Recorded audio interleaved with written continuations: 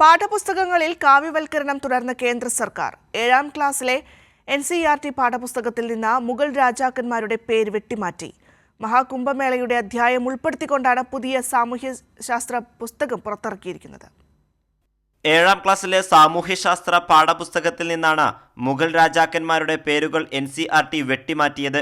മുഗൾ ഭരണകാലത്തെ ചരിത്രവും പാഠപുസ്തകങ്ങളിൽ നിന്നും നീക്കം ചെയ്തു.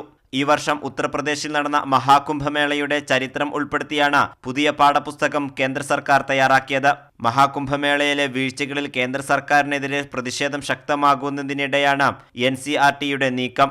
മഗധ, മൗര്യ, ശുംഗ, ശതവാഹന എന്നീ രാജവംശങ്ങളെക്കുറിച്ചുള്ള അധ്യായങ്ങളും പാഠപുസ്തകത്തിൽ കൂട്ടിച്ചേർത്തിട്ടുണ്ട്. ഹിന്ദി ഭാഷയിലെ വിവിധ പദങ്ങളും പാഠപുസ്തകത്തിൽ കൂട്ടിച്ചേർത്തു. മുമ്പും വിവിധ ക്ലാസുകളിലെ പാഠപുസ്തകങ്ങളിൽ നിന്നും മുഗൾ രാജാക്കന്മാരുടെ പേര് വിവരങ്ങൾ കേന്ദ്ര സർക്കാർ നീക്കം ചെയ്തിരുന്നു. പാഠപുസ്തകങ്ങളിൽ പോലും ഹിന്ദുത്വവും ഏകീകരണവും അടിച്ചേൽപ്പിക്കാനുള്ള RSS അജണ്ട നടപ്പാക്കുകയാണ് കേന്ദ്ര സർക്കാർ. കൈരളി ന്യൂസ്, ദില്ലി.